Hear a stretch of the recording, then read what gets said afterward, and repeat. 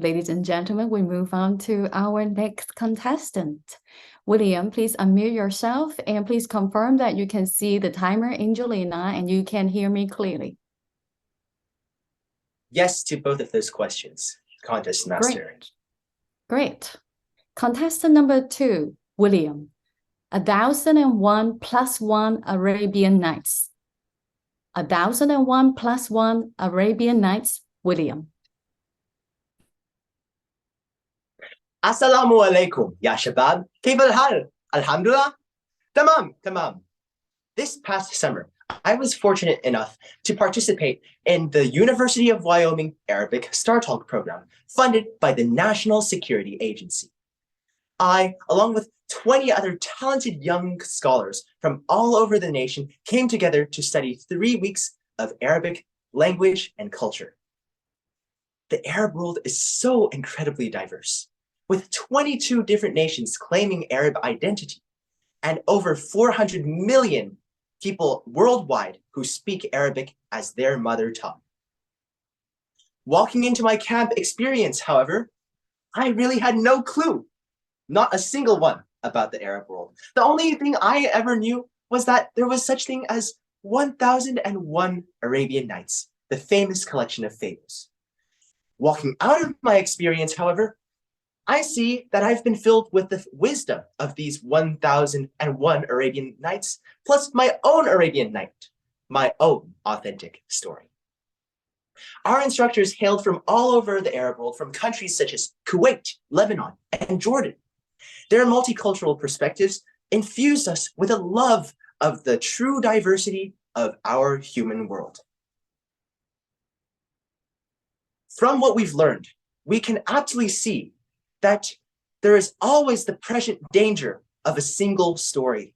When you block out the opinions of others, when you block out the perspectives of the world, you are enhancing that single story and not embracing the true diversity of our Earth.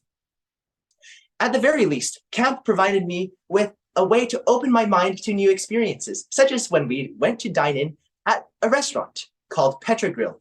We were served mensa, the national dish of El Ordun, Jordan.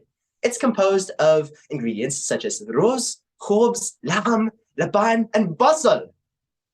Sitting down in the restaurant, looking at all of the mystical decorations all around me, I was truly incorporated into this new world.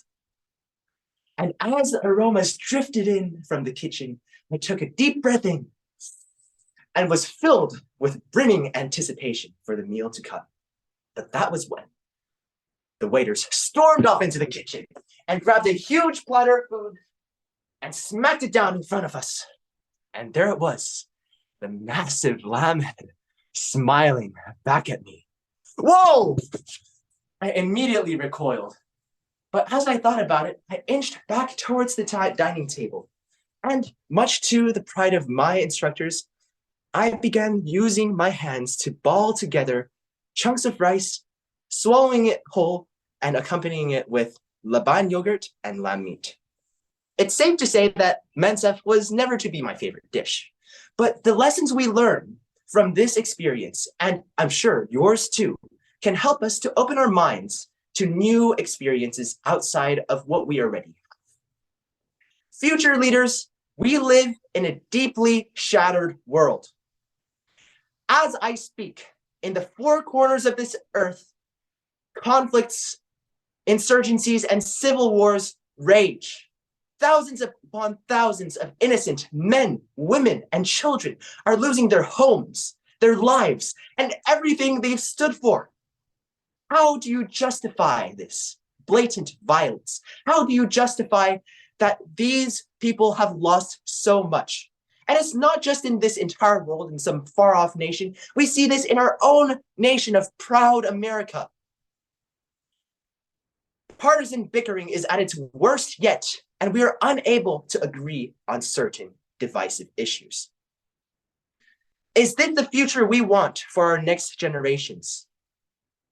Well, what's the solution? Future leaders, I have prepared a three-pronged offensive for you to combat the disunities of this world. First of all, be open to new experiences.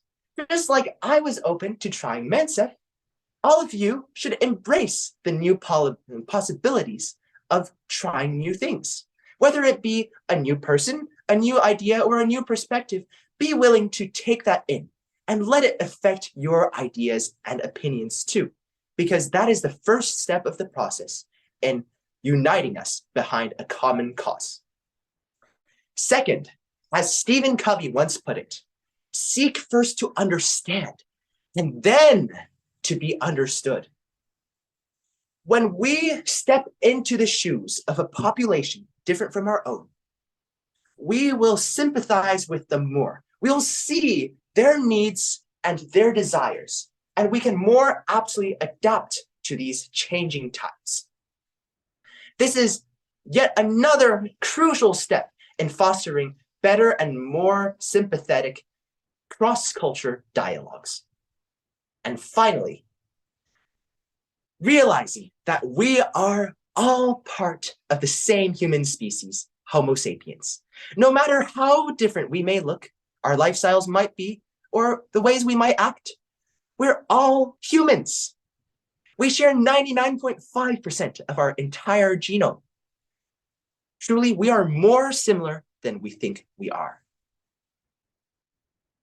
When it comes to this unity, remembering the golden rule that we should treat others as we want to be treated reigns supreme. And with these three guiding principles, I believe that all of us as future leaders will be able to work towards a more dignified and just human society. Someday, future leaders, I want you all to flip through the fabled pages of the 1001 Arabian Nights. See how the diversity of our world compels such discussion, and add in your own authentic story, just as I had.